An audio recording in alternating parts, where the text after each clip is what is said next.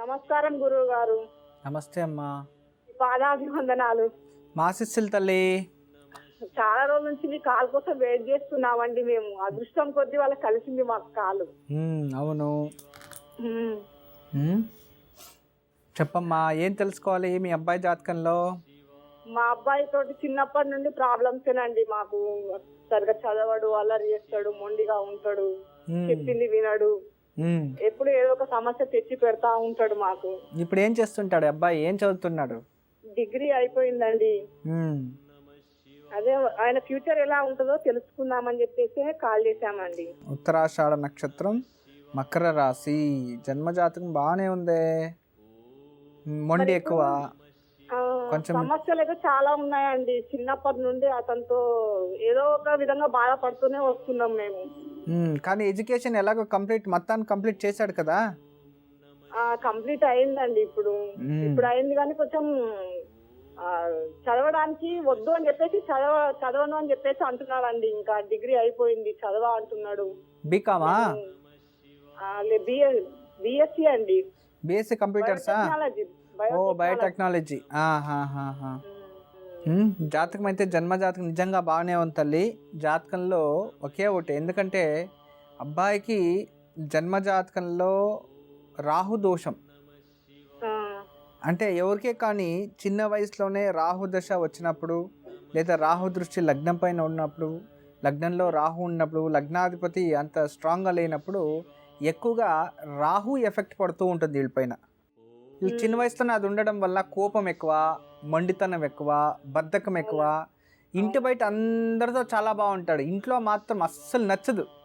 అవునండి. తల్లి తండ్రి అంటేనే శత్రువు ఇతనికి. ఇంక అందరి దగ్గర బాగానే ఉంటాడు. నిజమేనండి. తల్లి తండ్రి అంటే ఇంక శత్రుత్వం. ఇక వాళ్ళంతా పరమశత్రువులు ఇంకొకరు ఉండరు అతనికి. మా బాధ అదేనండి. ఇప్పుడు 2-3 years నుంచి అమ్మమ్మ వాళ్ళ ఇంట్లో ఉంటున్నాడండి చదువు కోసం అని చెప్పేసి. అమ్మమ్మ వాళ్ళ ఇంట్లో గారాబంతో ఇంకా మొండిగా తయారయ్యాడండి. కానీ ఇప్పుడు కాలేజీ మానేసి ఏం చేస్తాడంట? చదువు మానేసి ఆయన సివిల్ కోచింగ్ తీసుకుంటా అంటున్నాడండి. నమ్మకం లేక మేము కోచింగ్ లో జాయిన్ చేయలేదండి. కాదు, ఇతను చదివే నెట్గా చదువుకోకపోతే ఏం సివిల్ తీసుకొని ఐఏఎస్ ఐపీఎస్ అయిపోవాలనుకుంటున్నాడేమో. అందరినీ రఫ్ అండ్ టఫ్ చేద్దాం. కోచింగ్ తీసుకున్నా గానీ గ్రూప్ లో రాస్తా అందులో వస్తుంది, మెయిన్ వాటిలో రావు, అలా చెప్తా ఉంటాడండి మాకు. అలా రాదులేండి. జాతకంలో కూడా లేదు, ప్రభుత్వ ఉద్యోగం లేదు, ప్రైవేట్ జాబే ఉంది. ఏదైనా ప్రయత్నించమని చెప్పండి, ఏదైనా చదువుకొని ముందుకు వెళ్ళచ్చు. నేను ఇప్పుడు పంచమ స్థానం చూపిస్తూ ఉంది జాతకంలో, విద్యాస్థానం, ఎడ్యుకేషన్. నేను కొన్ని పరిహారాలు చెప్తాను, చేపించండి అమ్మా. మేము ఇంతకుముందు పూజ చేయించామండి. మేము సర్పదోషం ఉందని చెప్పేసి అంటే రాహుకేతులది. ఏం పూజ చేస్తారు? పుట్టలో పాలు పోసి విగ్రహాలు వదిలేసి నవగ్రహాల పూజ చేయించేసి సుబ్రహ్మణ్య స్వామి, విఘ్నేశ్వరుడికి పూజ చేయించి మహాన్యాసక రుద్రాభిషేకం చేయించాం గురూజీ.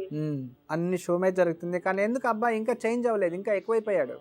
మీతో మాట్లాడుతున్నంత అదృష్టం అసలు దేవుడు మీ రూపంలో వచ్చి మాట్లాడినట్టు అనిపిస్తుంది గురుగారు. మంచిదమ్మా, అంతా మీ అభిమానము, మీ ఆప్యాయత. అరగంట చేశారు ప్రోగ్రామ్, ఇంకా గంట చేస్తే ఇంకా పెంచితే బాగుండదు అనుకుంటే అరగంట తగ్గిస్తారు. ఎందుకంటే గురుగారు చాలా బాధగా ఉంది. అరగంట అయినా అసలు ఏం మాట్లాడినట్టు అనిపించట్లేదు. అవును తల్లి, నాకు కూడా. నేను బెంగళూరులో ఉంటాను కదమ్మా, నేను వచ్చి ఇక్కడ చేసి అలసిపోతున్నాను తల్లి. అందుకే నా కోసమే గురువుగారు ఇంకా 2 రోజులు చేయాలి, అలసిపోకూడదని నా కోసమే చేశారు తల్లి.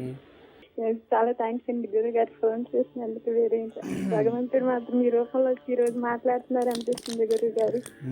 సరే తల్లి, ఏం తెలుసుకోవాలి అమ్మాయి జాతకంలో? అమ్మాయికి మా చిన్న పాప అండి, అంటే మాట్లాడుకున్నామండి మేనల్లుడి. అదే ఆ పాప ఫ్యూచర్ ఎలా ఉంటది ఏంటని నాకు ఇక్కడ అర్థమైపోయింది. సప్తమ స్థానము వివాహ స్థానం అని అర్థమైంది, వచ్చేసింది రమల శాస్త్రంలో. నక్షత్రం ఏంటి గురువు గారు? చిత్తా నక్షత్రం. చిత్తా నక్షత్రం గురుగారు. పాదం గురుగారు 1వ పాదం. మేనల్లుడికే సంబంధమా? అవును అవును గురువు గారు. ఈయనకి చిన్ని కొడుకు, చిన్ని మనవడు, చుట్టాలే అన్నమాట. ఏం చదువుకోండి పాప? పాప ఇంటర్ అయింది గురువు గారు. ఇంటర్ అయిన తర్వాత ఇంకా పాప వాళ్ళు షాప్ పెట్టారు గురుగారు, ఫ్యాషన్ డిజైనింగ్ నేర్చుకున్నారు, ఇద్దరు పాపలు పెట్టారు. ఇప్పుడైతే ప్రస్తుతానికి ఖాళీగానే ఉన్నారు గురుగారు. అక్క చెల్లెలు ఇద్దరు మాట్లాడుకొని ఫ్యాషన్ ఇది పెట్టారు, బొటిక్స్. అవును గురుగారు, అవును గురుగారు. పెద్ద అక్క పెళ్ళి అయిపోయినాక ఈమె కూడా వదిలేసింది దాన్ని. అవును గురుగారు, అవును గురుగారు. అదే కొంచెం డబ్బు గురించే కొంచెం ఇబ్బంది ఉంది గురుగారు, ఎలాగా ఏంటని. పెళ్లికా? అవును గురుగారు. మీరేమి కంగారు పడకండి, పెళ్లి టైంకి ఆటోమేటిక్గా కష్టం లేకుండానే కలిసి వచ్చేస్తుంది. సరే తల్లి, శుభం జరుగుతుంది. వేరే వ్యవసాయం ఏం లేదా మనది? పొలం ఏం లేదు గురువు గారు, వెనకాల ఏం ఆశ లేదు. నా భర్త అంతదిగా బాధ్యతగా పెద్దగా ఉండరు గురువు గారు. పెద్ద అమ్మాయికి పెళ్లి చేసి ఎన్ని సంవత్సరాలు అయ్యా? రెండో ఏడు గురువు గారు, సంవత్సరం నుండి రెండో ఏడు. దానికి అన్ని అప్పులు తీర్పేశారా? దానికి కొంచెం ఉన్నాయి గురువు గారు. అదే భగవంతుని రోజు దండం పెట్టుకుంటున్నారు, తండ్రి ఏం చేయమంటారు, ఇప్పుడు మాకేం మార్గం ఏం లేదు, ఎలాగా ఏంటని అనుకుంటుంటే ఈలోపు మీరు భగవంతుడి లాగా ఫోన్ చేశారు గురువు గారు. చాలా సంతోషంగా ఉంది గురువు గారు. అబ్బాయి అల్లుడు గారు ఏం పని చేస్తారు? జాన్సన్ లిఫ్ట్ కంపెనీలో కాంట్రాక్టర్ గురువు గారు. Okay okay. మీరు చెప్పినట్టు గురువు గారు ఒకసారి చెప్పారు కదా, డబ్బులు కావాలంటే 27 రోజులు నవగ్రహాలకి తిరగమని. 9 సార్లు కుడివైపు 2 సార్లు ఎడమవైపు తిరిగాం గురువు గారు 27 రోజులు. ఇంటికి వచ్చి మళ్ళీ వినాయకుడికి ఏమో పూజ చేశాము. కొబ్బరి నూనె 27 రోజులు మొన్న అయింది గురువు గారు. మీరు చెప్పినవన్నీ చేస్తున్నాము. మళ్ళీ 48 రోజులేమో జంట నాగులకి పసుపు నీళ్ళతో కడిగి పసుపు రాసి గంధం పెట్టి బొట్టు పెట్టి కర్పూరం వెలిగించమన్నారు కదా ముద్ద కర్పూరం. అవును, అలాగే మీరు చెప్పినవన్నీ చేస్తున్నారు గురువు గారు. సరే తల్లి, అన్నిటికీ భగవంతుడే చూస్తాడు. ఖచ్చితంగా అమ్మా.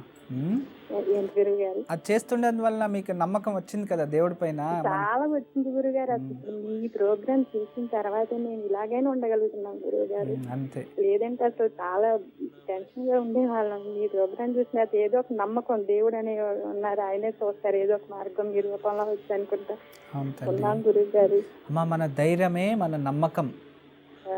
మనకి భగవంతుడు మనకి ధైర్యం ఒకటి ఇస్తే, ధైర్యం సాహస లక్ష్మి, ఆ ధైర్యమే మనల్ని కాపాడుతుంది. సరే తల్లి, నేను కొన్ని పరిహారాలు చెప్తాను, అమ్మాయి చేతిలో చేయించండి, సరేనా? అలాగే గురువు గారు. ప్రతిరోజు ఉదయాన్నే తులసిదేవి ముందు, తులసి కోట ముందు రోజు ఉదయాన్నే నెయ్యితో కానీ, లేదంటే కొబ్బరి నూనెతో కానీ, లేదా విప్ప నూనెతో కానీ, మూట్లో ఏదైనా ఒకటి 2 దీపాలు వెలిగించి అగరబత్తులు పోసి 9 ప్రదక్షిణలు తులసి కోటకి ప్రదక్షిణ చేసి తర్వాత కనకదార స్తోత్రం చదువుకోవాలి. అక్కడ బయటేనా గురువు గారు? ఇక్కడ బయట ఇంట్లో దేవుడి గదిలో వచ్చి కూర్చొని దీపం వెలిగించి చదువుకోండి. ఫస్ట్ తులసి పూజ చేసి మళ్ళీ కనకదార స్తోత్రం చదువుకోవాలి. మళ్ళీ సాయంత్రము లక్ష్మీనారాయణ హృదయ స్తోత్రము అని ఉంటుంది. దాన్ని ఈ రెంటిని కూడా అమ్మాయికి వివాహం డేట్ ఫిక్స్ అయ్యే వరకు, ఎప్పుడు డేట్ ఇంకా ఫిక్స్ కాలేదు కదా, మాట్లాడుకున్నారు అంతే. అంటే ఇంకా మనకి మాఘమాసం వస్తుందిలేండి, మాఘమాసంలో ముహూర్తాలు అంతవరకు లేదు. ఫిబ్రవరి మార్చిలో మాఘమాసం వస్తుంది, ఆ టైం చేసుకుందరు. అంతవరకు అమ్మాయి రోజు సాయంత్రం లక్ష్మీనారాయణ హృదయ స్తోత్రం, అంటే విష్ణు లక్ష్మి ఉండేది ఒక విగ్రహం ముందరు దీపం వెలిగించి చదువుకోమని చెప్పండి.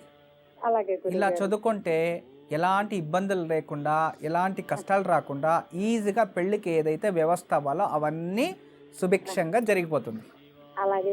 మంచి తల్లి, ఎప్పుడు మా అమ్మ ఇద్దరిది బాగానే ఉంది, అనుకునేసరి ఇంక చేసేయండి, సరేనా? బాగుండాలి అంతే, ఆశీర్వాదం.